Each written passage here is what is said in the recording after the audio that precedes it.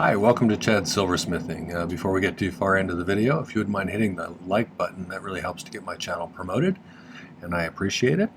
I also love it when people leave comments, so feel free to tell me what you think. I like to hear ideas for videos.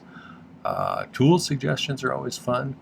I like to hear how you do things, or just what you're interested in. So thanks for that in advance. I apologize if I have kind of weird hair today. It's really humid because we've had some rain, so that does funny things to my hair. So today's project is based on something I do for my patrons, which is to provide them with a video about once a month called Fun with Design. And the idea this month was to go to a flea market and use it as a place to inspire some kind of piece of jewelry. And so I just did a video for him about that. And one of the items that I saw was this pretty crystal candle holder. And I think I remember seeing this sort of stuff in maybe in the 90s when I was younger. But it was definitely has Art Deco feel to it. I'm going to make a pendant inspired by this piece. I'll put a picture of the candlestick up above too. So I picked out a piece of turquoise. It's about 16 by 16 millimeter square, and we'll see what we can do with it. Before we get started though, I wanted to thank some groups of people. My patrons over on Patreon are my core group of supporters, and I appreciate the community that they've built over there, as well as the financial contributions. They've been a really nice place over there where I look for advice sometimes from them, so it's nice to get to know such a nice group of people. I appreciate your support. The other group is my YouTube subscribers, and we just passed 13,400, which is awesome. Thank you for that. And thank you for the nice comments that I get all the time. It's really nice to know that people are getting something from these. And it feels good to know that you're helping people out. So thank you for that, and thanks for letting me know that. Also, thank you for the financial contributions, like the Buy Me a Coffee and the Super Thanks. Those things really help with the rising cost of materials, so appreciate that a lot. All right, with those things being said, let's get started on this project. This is one of my design idea books that you can get on the merch store. The more recent ones have some different charts on the back. This one has fractions of an inch to decimals to millimeters, which is kind of nice. And I like them because anytime I'm doing a video anymore, I sketch up something if it requires a sketch. And today's did. And what I like about them is it has this grid in the background that helps me to keep things sort of lined up and symmetrical, which is not. Drawing isn't my strongest suit, but these are available on the merch store if you're interested. Here's that stone I have. It's some Chinese turquoise. It's not going to be as pretty in this light as when I took a picture of it under a better light, but it's a gorgeous stone, really. It's got some blues and greens in it. I'm positive it's color enhanced in some way, but it's still pretty. This is basically the upside down candlestick that I saw, and I'm going to use 10 gauge square for the first two of these things, and I'm going to file this one a little bit shorter so it is distinct from this one when I solder them together. And then this last one, I think I might use 12 gauge square if I still have some laying around. If not, I'll file down some 10 gauge square to be a little bit smaller. I'm going to use 3/16 inch fine silver bezel on this, which is going to be, that's 4.76 millimeters, I believe. And I'm going to use, it's going to be 26 gauge, which is 0.41, I think, millimeters thick. The bottom is 26 gauge sheet, sterling sheet as well, which is 0.41 millimeters too. The ring here is 18 gauge, which is 1.02 millimeter round. I'm going to make a sandwich bail. It'll probably be 22 gauge sheet with something to create a gap between the two pieces of sheet like that. So we have a nice kind of square bail. Since it's turned on its side, I guess you'd call it a diamond shape. But I think it'll make kind of a cool piece. It's definitely got some deco tones to it in my mind, and I hope that it turns out as good as I think it will. Let's start with making a bezel.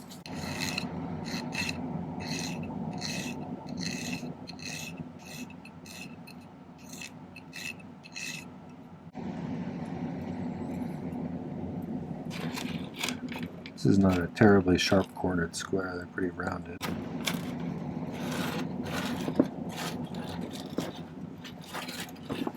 If you haven't been to one of my videos before, or to my channel before, I use primarily hard silver sheet solder.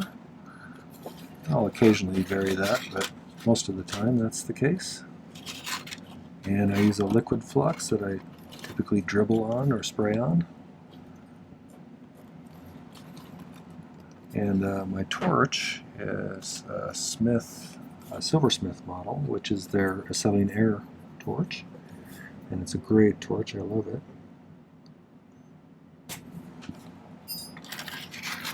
And that's most of the questions people ask. Oh, I use a #1 tip for the most part.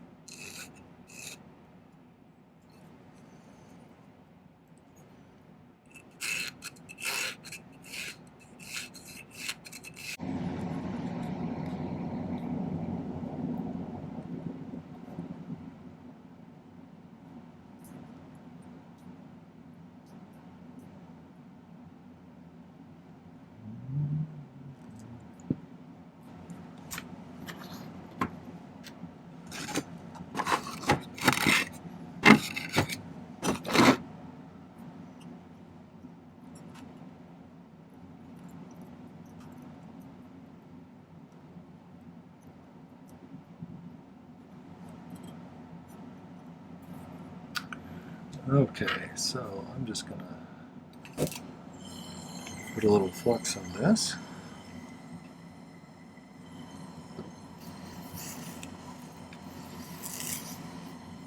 I already have some hard silver sheet solder cut over here, so grab a little bit of that.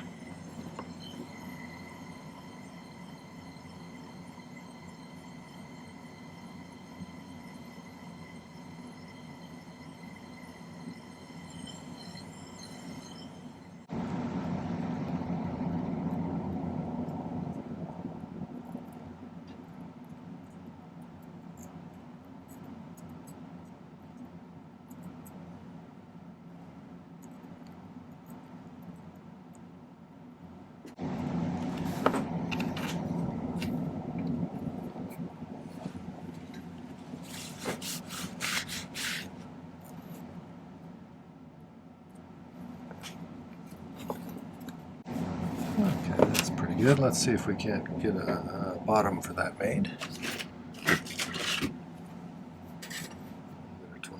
26 gauge sheet.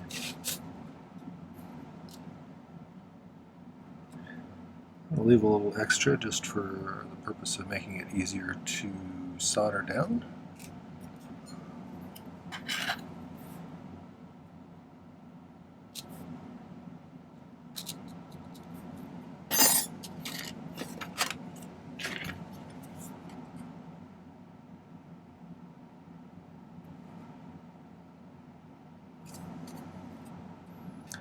I have to go set up for the show tomorrow. We're doing a show this weekend. It looks like we may get kind of rainy weather this time. Last weekend we did one and it was like being broiled alive. It was really hot.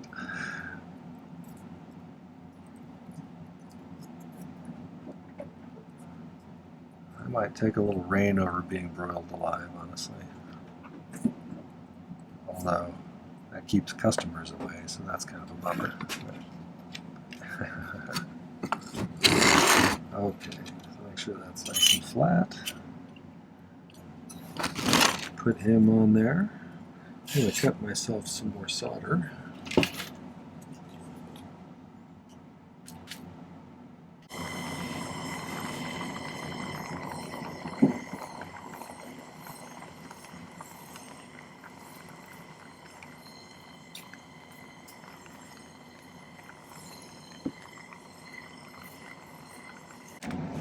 Okay, just put a few pieces of solder in here up against the side.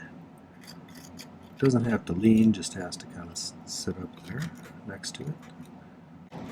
You do want it touching the side though. It'll be touching the bottom just by laying in there, but so I usually throw a few in there. I'd rather have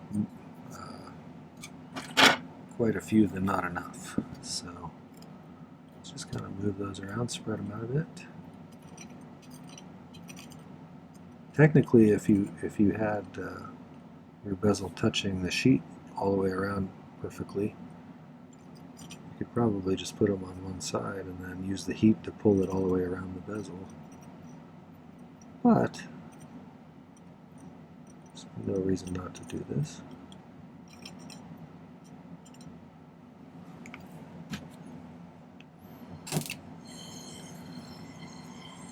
Most of the time there's some slight variations, and getting it to work thoroughly around is sometimes a little challenging, but making sure it's actually touching.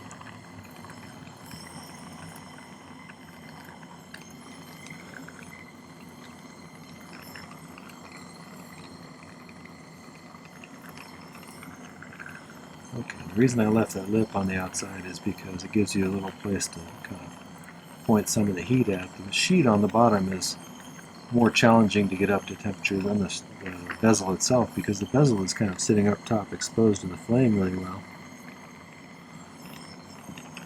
And a lot of times people, when they're beginners, will melt their bezel before they ever get the sheet up to temperature, so they can't really get the solder to stick the two together then. So you got to kind of jump back and forth when you have some surface area in the middle here like this.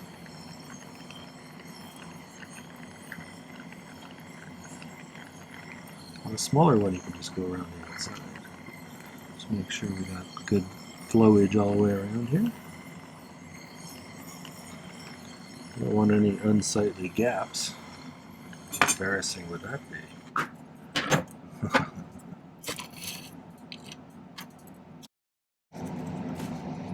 Okay, looks like we have a good seam around there, so let's cut these off.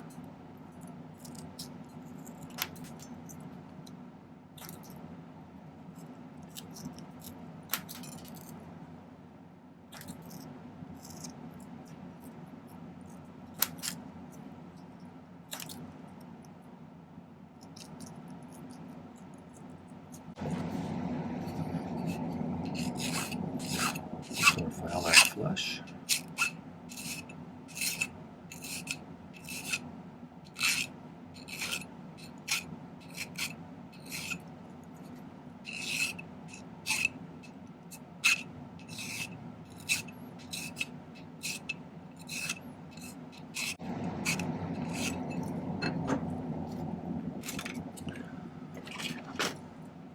So I was originally going to do a smaller stone than this, so that's why I did kind of a prototype on this. I didn't get that perfectly even.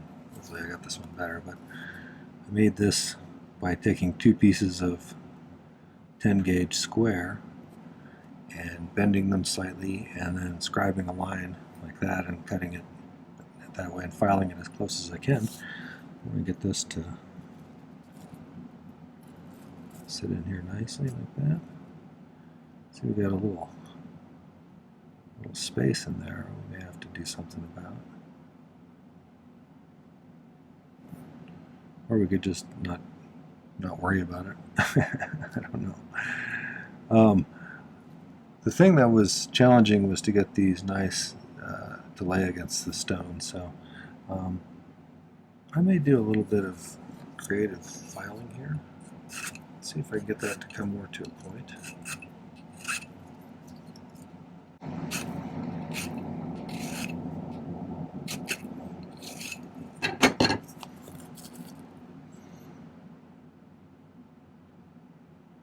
Just because of the nature of this square, it's not perfectly straight sides.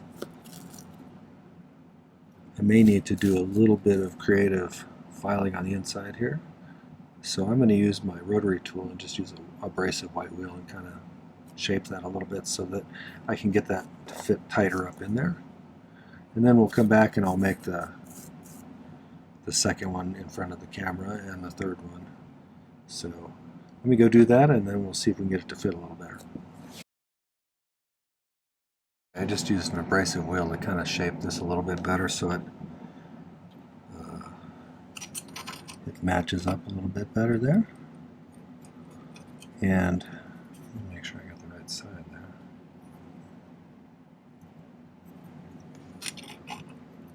So I have found that if I'm going to have multiple components that all need to be soldered together, if I piece them together one at a time, I have less things trying to move all at once, and it's easier to get them symmetrical. So I'm going to solder this on there right now, and hopefully let me make sure that fits best there. I think it actually fits better on this side. So, if you've never seen anybody do pick soldering, that's what I'm going to do right now, but I have a video about it if you're interested in learning. It's a handy thing to add to your toolkit. So what we'll do is we'll get this all fluxed.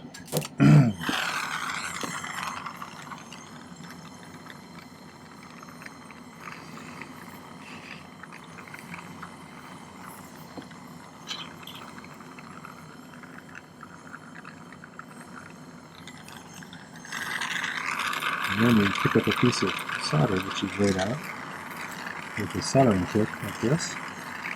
Get everything up to the soldering temperature, and then you should be able to just touch it to it. And have it, as long as everything's to the right temperature. I jumped the gun on that one a little bit.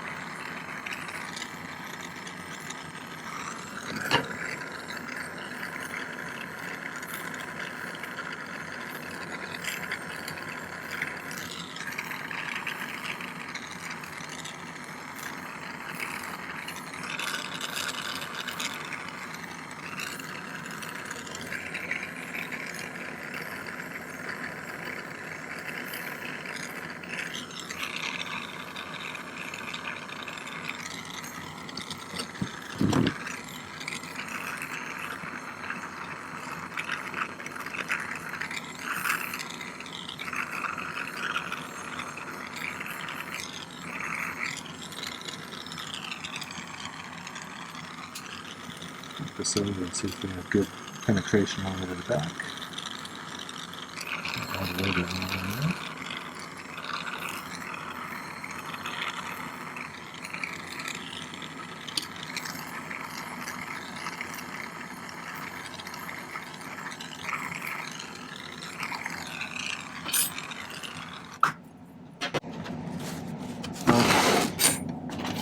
Now we need to think about our next layer here.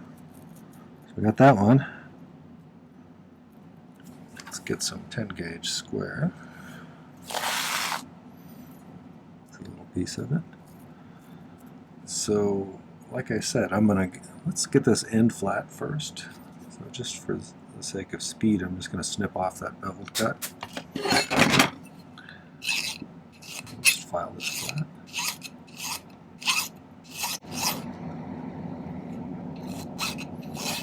Use your miter vise jig if you want to, if you have one of those. So let's make a mark about where that should go to, so make sure to keep it lined up.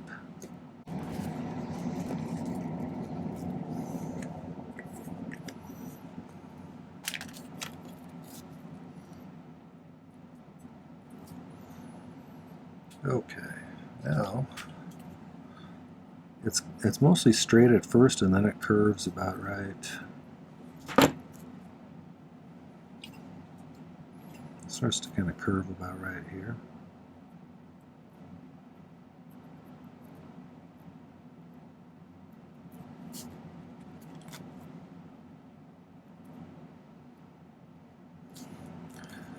So that's where we'll try and get the curve to kind of start. If I want, I can kind of grab it like this, a little leverage, get that to bend.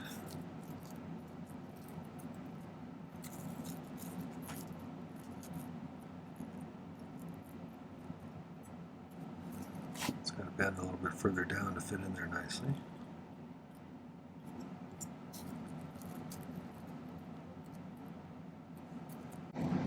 That's actually pretty good.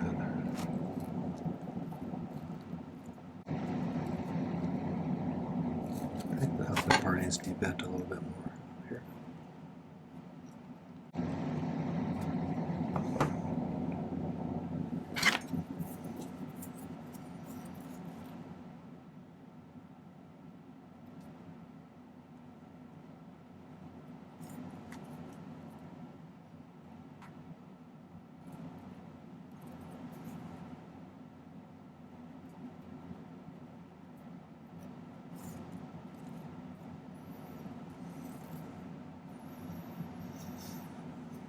So, if you can see it, but I need to cut this kind of like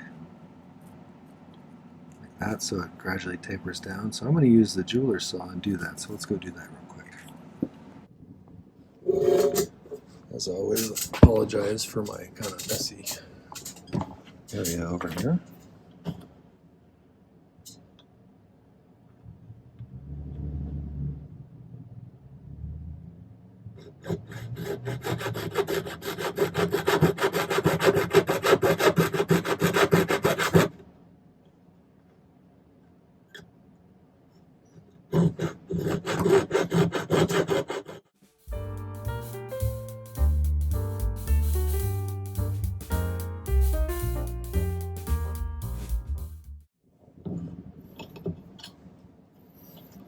Okay, let's go back over and straighten that out a little bit.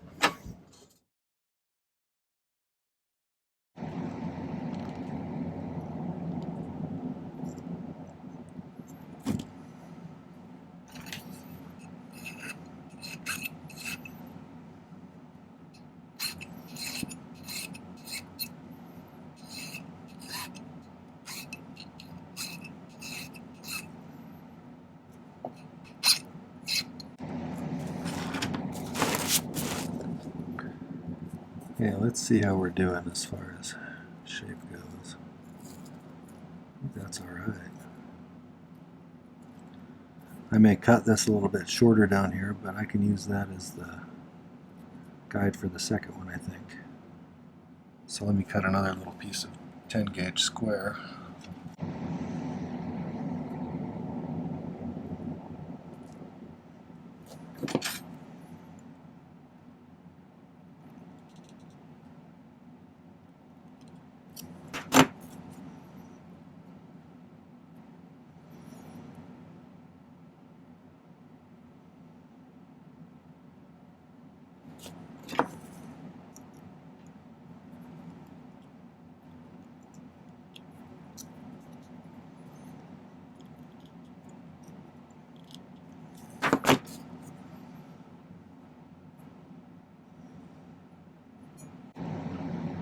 So here's a trick now. Let's take my thicker marker.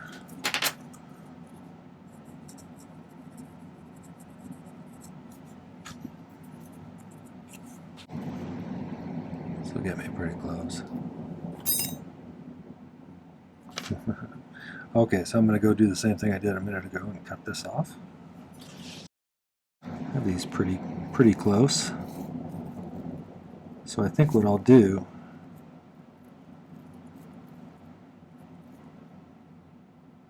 solder these two together, and then we'll do some final shaping, and then I'm going to file this one so it's a little bit shallower than these other ones, so it'll be narrower on the up and down dimension. That way it'll differentiate itself from this when I solder them together, so it's distinctive, so it shows this kind of scalloping effect. I guess that's what you'd call it. I don't know. Okay, let's solder this together then.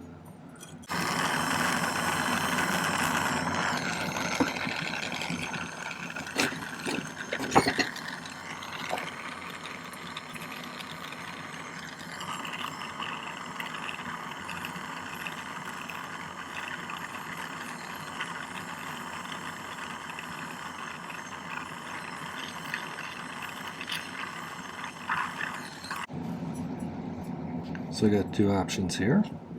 A little bit of solder got down into the crook here, so I can take the jeweler saw probably and file or cut in there just a little bit so I can slide that in, and that'll actually help it probably solder in. And I'll probably do that after I file this down a little bit shorter. And then we'll put them together and solder them together. So you probably don't need to watch me file this flat. Hopefully you can see this now. I've gotten this filed narrower like that, so it's going to have a distinct layer effect on this when I solder them together. And so I think that's what I'm going to do now.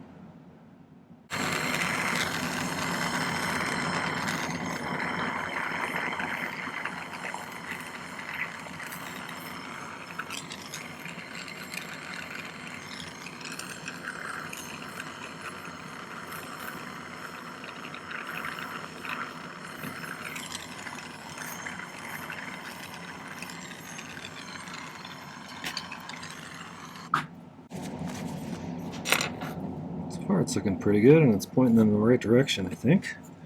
So now let me make sure I got some 12 gauge.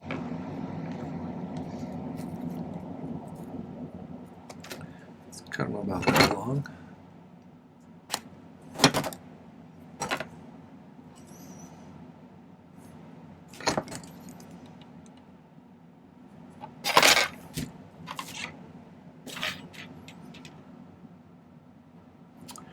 And then I think I'm going to do exactly what I did on this previous one here, where I'm going to get them soldered together like that, hook it on, well, file it narrower so that it's lower than this one, and then we'll have a third kind of tier there. So let's do that next.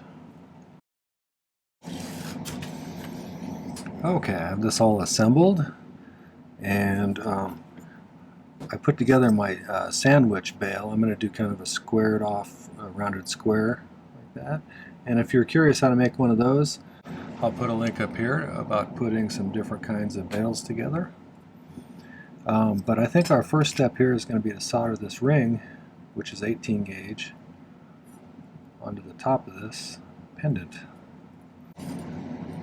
So we'll put it so it's off to the side like that. And we can just pick solder this, I think.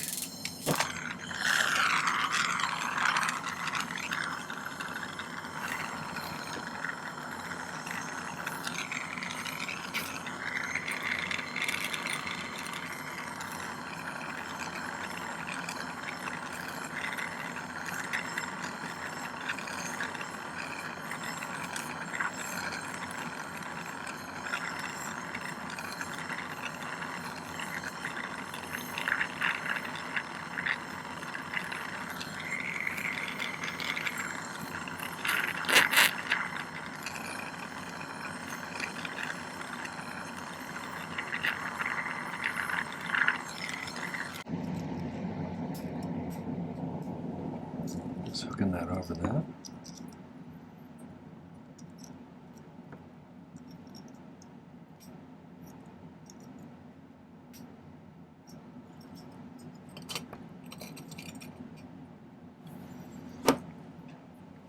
This one I keep the heat away from the bail so I don't accidentally solder it to anything, and just focus on this and then pick it right at the last minute.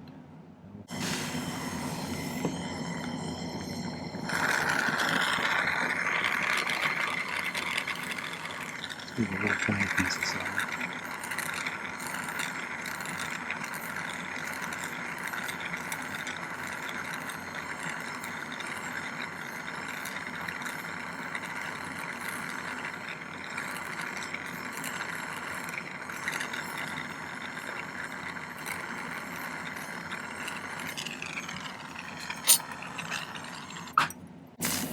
Still got movement, that's soldered close, so now I'm going to go ahead and pickle this. When I come back, I'll set the stone after having done some polishing, and we'll see how it looks.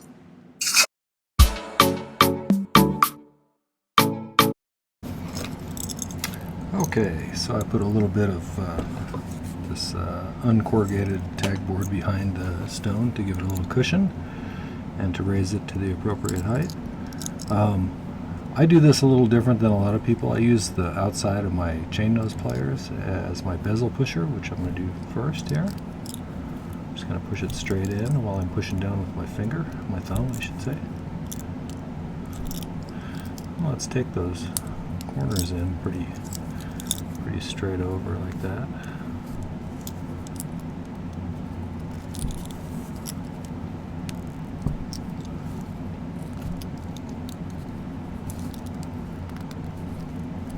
And we'll start filling in the gaps.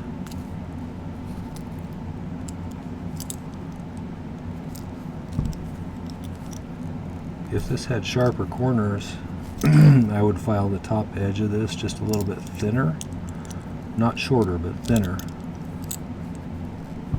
in order to make it easier to compress that bezel material into a smaller space. Corners are problematic on occasion.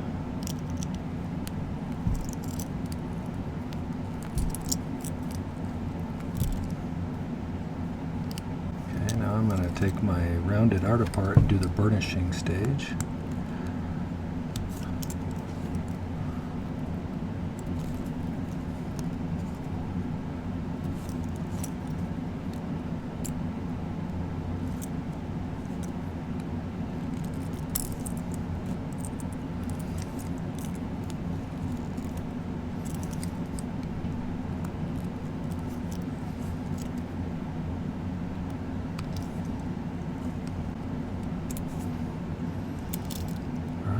So I'm going to put this on a chain. I may use a fine grit silicone rubber wheel to clean up the top of the bezel, and I'll get some better pictures. But I think that's what I was shooting for, kind of. So I think it turned out quite well. I'm pleased with that one. So I'll get some better pictures and put them at the end. Okay, well that was the Turquoise Deco pendant based off of a candlestick that I saw at a flea market. So I hope you enjoyed that one. If you did, make sure to hit the like button before you leave, and check out a few of my other videos. I have over 350 now. There's lots of different skill levels involved in the various videos, so I think you'll find something that's appropriate for you. Leave a like when you do, and then maybe come back and subscribe. I'd love to have you as a subscriber. So the other thing is, check out the video description down below. There's some interesting links there. There's links to my Patreon if you want to find out more about that cool community over there. There's links to the Buy Me a Coffee site, which helps with material costs.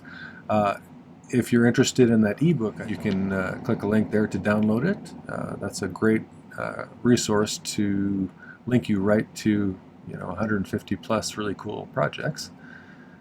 And there's a merch store link as well as a couple of other important ones. Check those out. Come back and visit. Take care and happy silversmithing.